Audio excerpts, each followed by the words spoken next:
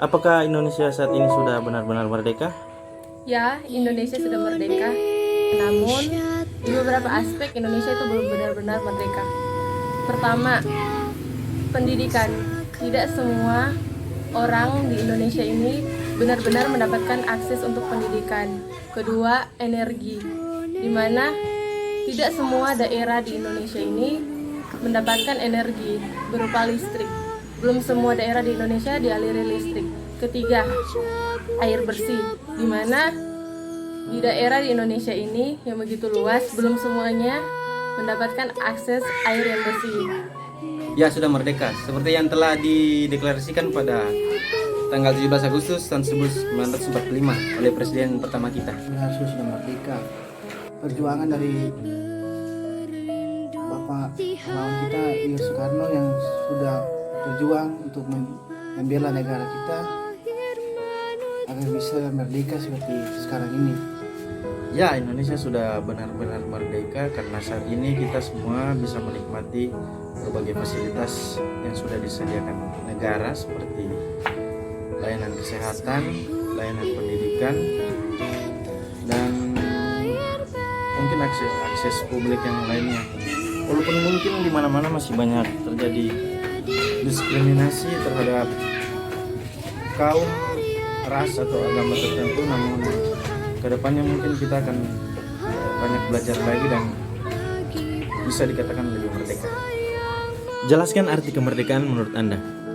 Kemerdekaan itu adalah kemenangan dan kebebasan, di mana kita bebas untuk mengekspresikan diri kita, apalagi sebagai kaum muda, kita bebas untuk berkreasi. Kemerdekaan itu segala sesuatu yang telah dibebaskan dari segala penindasan dan diskriminasi. Kemerdekaan itu semakin maju. Arti kemerdekaan menurut saya ya dimana kita bisa bebas berpendapat, bebas melakukan sesuatu, dan bebas terhadap akses informasi, pendidikan, ya seperti itulah. Walaupun kebebasan yang diberikan negara ini pada kita banyak sekali, tapi kita tetap juga harus bertanggung jawab. Apakah Anda cinta dengan Indonesia? Ya, sangat saya mencintai. Ya, saya bangga menjadi seorang Indonesia, di mana negara kita adalah negara yang kaya dan begitu indah. Yang saya cinta Indonesia karena saya ingin Indonesia ini bisa maju dan sejahtera. Ya, saya mencintai Indonesia. Saya juga cinta kepada Kabupaten Kepulauan Sitaro karena ini merupakan tanah air saya. Di sini saya lahir juga, dibesarkan dengan keluarga saya. Apakah pemuda perlu berkorban untuk negara? Jika itu Anda, pengorbanan apa yang akan Anda buat? Pengorbanan saya itu perlu memimpin daerah dan menjaga keamanan bersama. Saya akan membantu meningkatkan segala sesuatu yang berhubungan dengan masyarakat, sesuatu yang dalam bidang ekonomi, sosial, politik itu. Tentu saja pemuda perlu untuk berkorban. Dan jika itu saya akan mengorbankan waktu saya, pikiran saya untuk memajukan bangsa saya Indonesia. Kecintaan itu saya wujudkan dengan membantu sesama sesama masyarakat dengan menjadi volunteer dan seperti itu. Sebagai pemuda kita harus banyak berkorban karena dari para pemuda banyak lahir ide-ide baru, ide-ide kreatif yang sering menggemparkan tatanan sosial. Dan juga dari catatan sejarah kita, pemuda-pemuda berjuang bersama-sama untuk meraih kemerdekaan Indonesia dari tangan penjajah kolonial Belanda.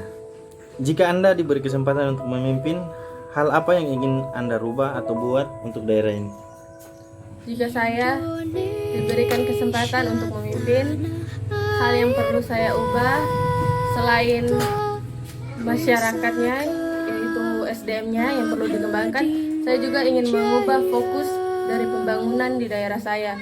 Saya ingin memfokuskan di energi dan di pangannya.